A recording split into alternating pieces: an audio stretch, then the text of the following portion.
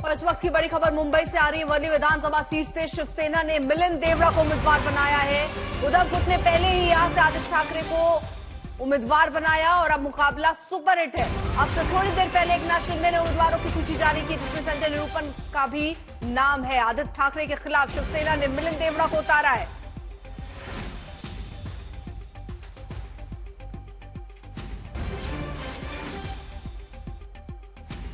तो 20 उम्मीदवारों की लिस्ट जारी हुई है और अब मुस्तफा हमारे साथ हमारे सहयोगी और जानकारी के साथ जुड़ चुके हैं। मुस्तफा, लेकिन ये मुकाबला तो दिलचस्प हो गया है।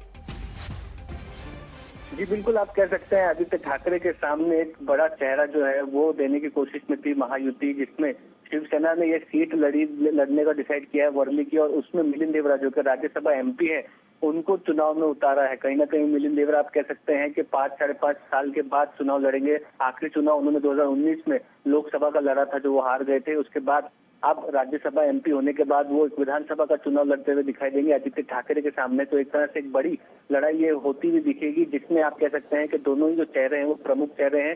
दोनों ही एक तरह से क्लीन फेस है। जो अर्बन पॉलिसीज होती है उसके बारे में, एनवायरमेंट पॉलिसीज होती है उसके बारे में बात करने वाले चेहरे हैं। तो वर्ली की जनता किसको आने वाले दिनों में पसंद करती है, देखना दिलचस्प रहेगा।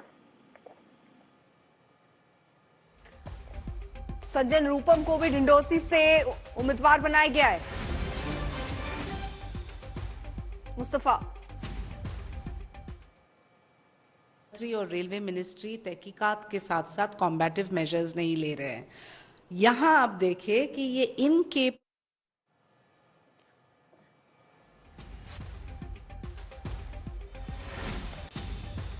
मुस्तफा, आवाज पहुंच रही है आप तक?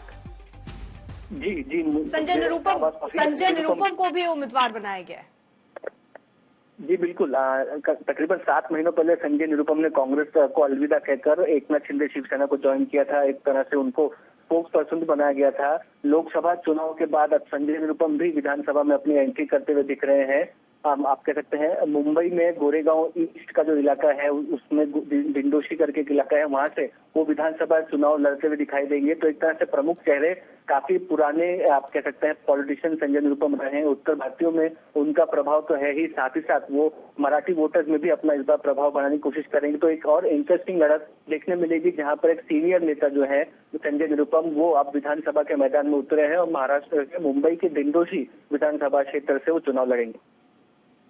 और क्या इसमें चौंकाने वाले नाम दिखते हैं आपको मुस्तफा?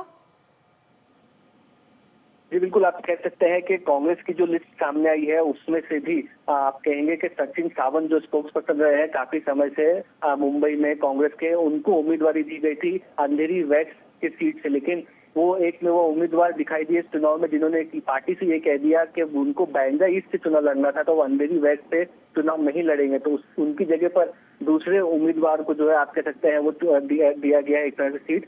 नंदुरबार का ट्राइबल इलाका है जिसमें केसी पाडवी कांग्रेस के चुनाव लड़ने वाले थे अक्कलकुआं सीट से। उनके सामने अमशा पडवी बीजेपी से शिवसेना से चुनाव लड़ती हुई दिखेगी एकनाथ शिंदे से। तो ये एक ट्राइबल बेल्ट में एक काफी इंटरेस्टिंग जो लड़त है वो होती हुई दिखेगी। तो आप कह सकते हैं धीरे धीरे जो है काफी नाम सामने आ चुके हैं महायुति और महाविकास आघाड़ी में, लेकिन अब भी कुछ सीटों पर एक तरह से उम्मीदवारी आना बाकी है। और ट्यूसडे का दिन है, यानी कि 2 दिन बाद आप कह सकते हैं कि आखिरी दिन होगा नॉमिनेशन फाइल करने का। और अभी भी एमवीए को 29 सीट अनाउंस करना बाकी है, वहीं पर महायुति की 53 सीट अनाउंस करना 288 सीट में से बाकी है। जी लेकिन मुस्तफा, अभी धीरे धीरे करके चीजें साफ हो रही है, उम्मीदवारों की लिस्ट जारी हो रही है, लेकिन कौन कितने उसमें लड़ रहा है, कितनी सीटों पर, ये भी तस्वीर क्या साफ है? देखिए, लगभग आप कह सकते हैं कि साफ है। बीजेपी जैसा आकलन लगाया जा रहा था तकरीबन 150 सीटें महायुति में लड़ती हुई दिखाई देगी। वहीं पर शिवसेना ने अभी तक अपने 65 कैंडिडेट जो है वो उतार दिए हैं मैदान में, तो इनका आंकड़ा भी 70 से 80 तक जाएगा। वहीं पर एनसीपी अजित पवार 50 से 55 के बीच की सीटें लड़ेगी। अभी तक 49 सीट जो है वो अजित पवार ने दे दी है। वहीं पर अगर आप महाविकास आघाड़ी की बात करें तो इस वक्त सबसे ज्यादा सीटों वाली पार्टी कांग्रेस लग रही है, जिन्होंने 99 सीट अनाउंस किए हैं। शिवसेना यूबीटी ने 84 सीट्स और एनसीपी शरद पवार ने 76 अनाउंस किए गए। तो एमवीए के खाते में तकरीबन 29 सीटें बचती है, जिसमें से 10 सीटें जो है समाजवादी पार्टी और बाकी के जो उनके अन्य घटक दल है उनको देना पड़ेगा। उसके बाद तकरीबन आप कह सकते हैं कि 15 सीटें 20 सीटें बचती है, उसमें से शिवसेना, कांग्रेस और शरद पवार गुट को कितना मिलता है ये देखना दिलचस्प रहेगा। लेकिन फिलहाल महाविकास आघाड़ी में कांग्रेस एक बिग ब्रदर की भूमिका में दिखाई दे रही है। महाराष्ट्र